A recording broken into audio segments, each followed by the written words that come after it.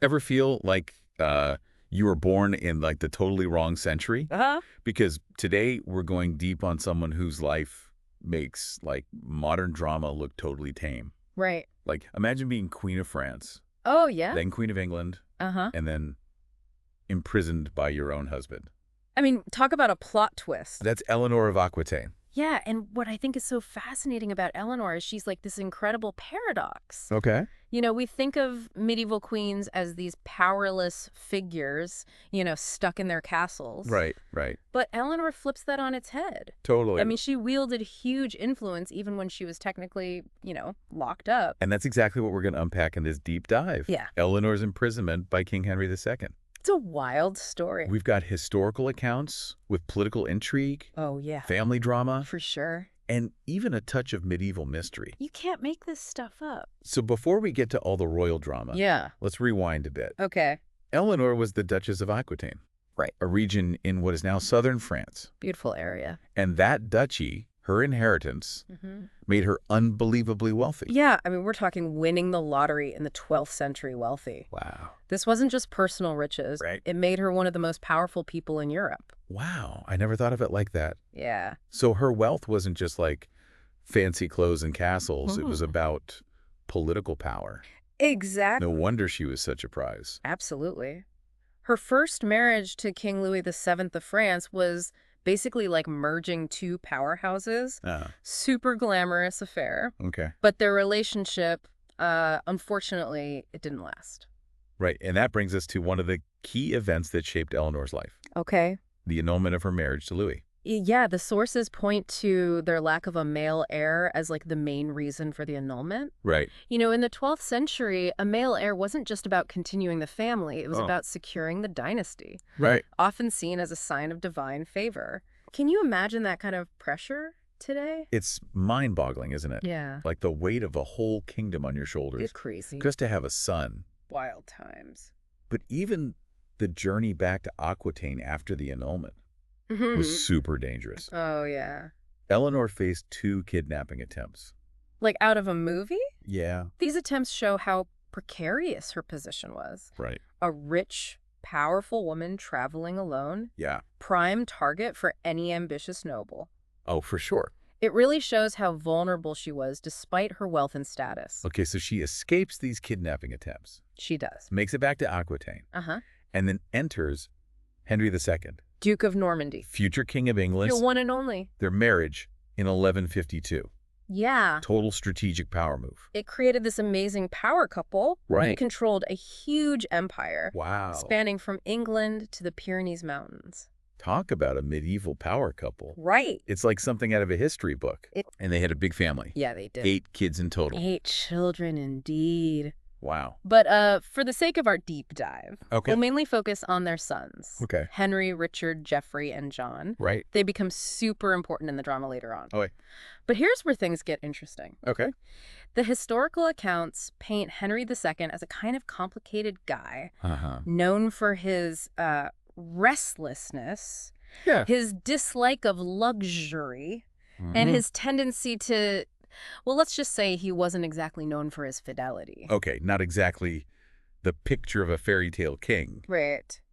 especially compared to the more refined, cultured Yeah, Eleanor. he made personality clash there. So with all this tension simmering, under the surface, why did Eleanor eventually decide to leave Henry in England? That is the million-dollar question. Yeah. It's a historical mystery with clues, but no definite answer. Okay. One popular theory is Henry's very public affair with Rosamund Clifford. The classic love triangle. Right. Always a recipe for drama. Even in the 12th century. Even in the 12th century. Uh-huh. But was it really just jealousy that drove Eleanor away? Good question. Or was there something more going on? Well, remember, Eleanor was used to a certain level of autonomy, Yeah. especially in Aquitaine. Right. She was more than a figurehead there. She was a ruler. Right. In England, her role was way more limited. Okay. It's possible she felt stifled both politically and personally. So it was more than just like romantic rivalry. Yeah. It was about power dynamics and the limitations placed on her as queen. Exactly. Yeah. I can see how that would lead to resentment. Totally. So we've got this simmering tension, this clash of personalities. Yeah. And then, boom, the rebellion explodes. Right. Henry II decided to divide his lands among his sons. Okay. Seems reasonable. It does on the surface. Yeah. But here's the thing. What's that? He didn't give them any real authority. What? Basically gave them titles, but no real power. So imagine being a young prince. Yeah. Promised a kingdom, but no real control. Ouch. That's got to cause friction. Definitely. Oh. His eldest son, right, often called young King Henry to avoid confusion, right, was the first to get fed up with this setup. Okay. And get this. He was encouraged to rebel by Eleanor's ex-husband, King Louis VII. Wow, talk about adding fuel to the fire. Right. That's just a crazy web of alliances and betrayals. Medieval politics at its finest. But where does Eleanor fit into all of this? Was she just watching her sons rebel? Well, the chronicles suggest she played a much more active role. Really? Some accounts say she actually influenced her son's decision to rebel. Wow. Maybe she saw it as a chance to get back some of the power and autonomy she'd lost. So she was basically standing up to her own husband. Yeah, pretty bold move. Yeah, especially given the consequences. It was super risky, and it totally backfired. Oh, no. In 1173, Eleanor was captured trying to reach Paris disguised as a man. Disguised as a man? Yep. She was really all in on this rebellion. It shows her commitment to the cause, yeah, but also how desperate she was to get out of her situation in England. Oh. Unfortunately for her, yeah, Henry II was furious. I can only imagine. Yeah, betrayal by your wife and sons. Yeah. That's a huge blow, personally and politically. Right. For a king back then, this kind of betrayal challenged his authority and his masculinity. Wow. He had her imprisoned, moved between different castles. Really? And totally isolated from the outside world. Imprisoned for supporting her sons. That seems incredibly harsh. It does. Why not just annul the marriage like he did with Louis? That's a great question. Yeah. To understand Henry's decision, we got to look at the big picture. Okay. Annulling the marriage would give an Aquitaine back to Eleanor, right, making her an even stronger enemy, possibly allied with France. So it was less about revenge and more about strategy. Exactly. He was keeping her close, but under his control. But still, can you imagine being locked away like that? Yeah. Stripped of your power and freedom? The historical sources paint a pretty grim picture of her imprisonment. Yeah. Minimal comforts, isolation, no contact with the outside world. Wow. Quite a contrast from the life of power and influence she once had. Yeah, it's almost impossible to imagine going from such power to being completely confined. Yeah, tough break. But even with Eleanor out of the picture, things weren't exactly smooth sailing for Henry, were they? Not at all. Really? His sons kept fighting. Oh, wow. Even launched a few more rebellions against him. It seems like family drama was a constant in their lives. It was. It makes you wonder if Henry ever regretted his actions, especially towards Eleanor. Well, there's one event that sheds some light on that. Okay. The death of young King Henry in 1183. Oh, wow. Even with all their conflict. Yeah. Henry II is said to have shown real remorse over his son's death. Really? There are accounts of him crying openly, wishing his son had lived, even if it meant more trouble for him. That's heartbreaking. It is. Even for a king who was often seen as cold and calculating. Yeah. Makes you wonder how Eleanor, still a prisoner at this point, reacted to the news. Right. And that's where we get a glimpse of Eleanor's inner strength. Okay. And maybe a hint of emotional detachment. Interesting. Henry grieved openly. Right. But some sources say Eleanor reacted very differently. How so? She claimed to have already mourned her son because she saw a vision of his death in a dream. A vision? Yeah. That's eerie. It is. Almost like she was preparing herself. Maybe. Yeah. Or maybe it was a way to cope with the loss and her powerlessness. Right. I mean, she'd been through so much by that point. So we have Henry dealing with rebellious sons. And the weight of his son's death. Yeah. While Eleanor is still imprisoned. Right. Seemingly forgotten by the world. It's a sad image. Where does their story go from here? Well, fate would have it that everything changes with the death of Henry II in 1189. Oh, wow. And that's where we'll pick up in the next part of our deep dive. So we left off with Henry II's death. Right. Which must have sent shockwaves through Europe. Yeah, it was a major event. What happened to Eleanor? Well, I could only imagine, like, the anticipation. Yeah. The hope she must have felt after years of imprisonment. It's incredible to think about her stepping back onto the world stage after 16 years locked away. Wow. And you're right, it wasn't just a personal victory. Yeah. It was a political earthquake. Okay, so what happened next? Well, did she go straight back to Aquitaine and take back her duchy? she did eventually. But first she took on a surprising role. Okay. Richard, you know, her son, who became Richard the Lionheart. Yeah. He was still on the continent dealing with things after his father's death. Right. So Eleanor became his regent. Wait, she was running England? Yep. After all those years imprisoned? Exactly. She traveled all over England, releasing prisoners. Oh. Making political appointments. Really? Basically reasserting royal authority. I mean, can you imagine that? Yeah. A woman in her late 60s, after being pushed aside politically for decades, stepping right back into power. She was a force of nature. It's incredible. Do the accounts tell us how she was received by the English court? Yeah. Were they resistant to her authority after all this time? Well, from what we can gather, she was decisive and efficient. Really? The chronicles describe her as a capable administrator, even ruthless when necessary.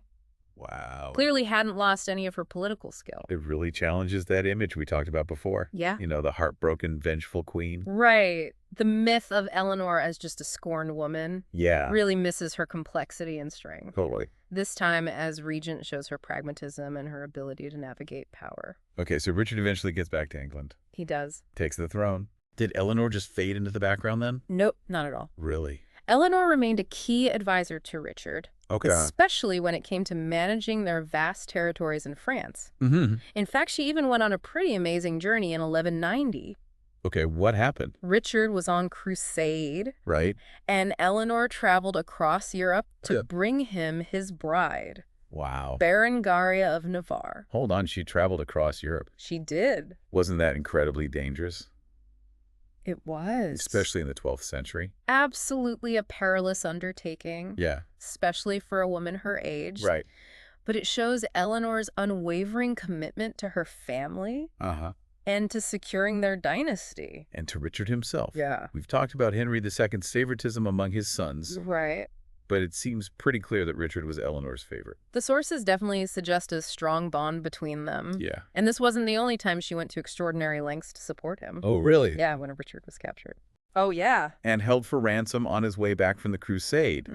Eleanor was instrumental in getting him released. Can you imagine the worry? Oh, yeah. The fear she must have felt. Absolutely. Her son, the king, held captive. It's a parent's worst nightmare. And she was the one who had to negotiate for his freedom.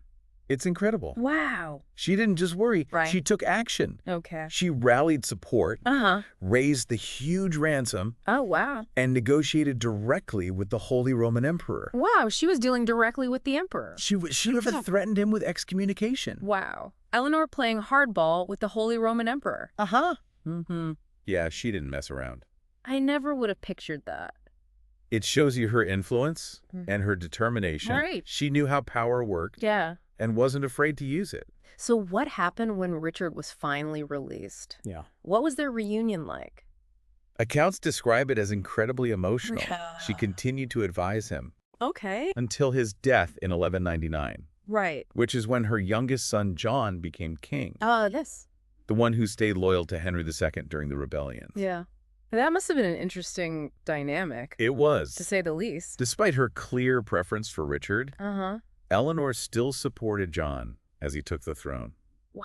It was a chaotic time. Yeah. And she helped him consolidate power and navigate the political landscape. It seems like her personal feelings never got in the way of her commitment to her family. Yeah. And the dynasty. Right. She was always looking at the bigger picture. That's one of the most remarkable things about her. Yeah. She was a master at navigating medieval politics.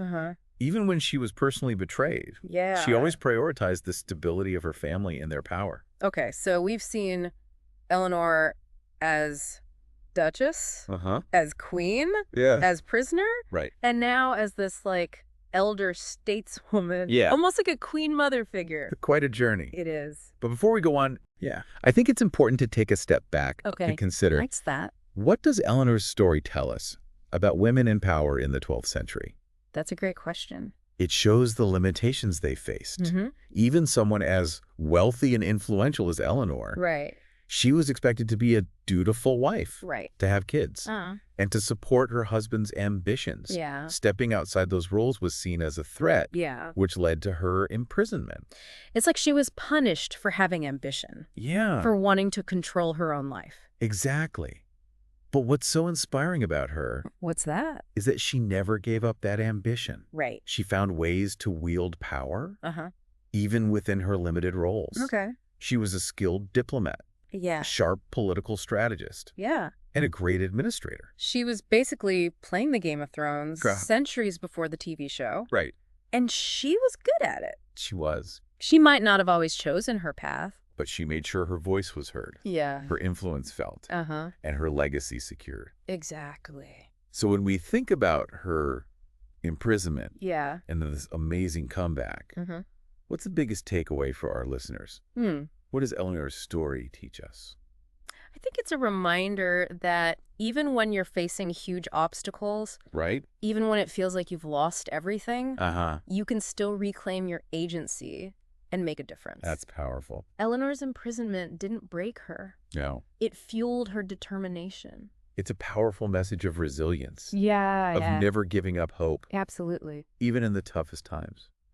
Okay, so we've talked about Eleanor's political skills, her strength, her resilience. But there's another side to her story that we haven't really touched on. Right. Her role as like a patron of the arts. Yeah, and literature. Right. It's an important part of her story. Okay. That often gets overlooked. Okay. Eleanor's court, especially in Aquitaine, was known for its amazing cultural scene.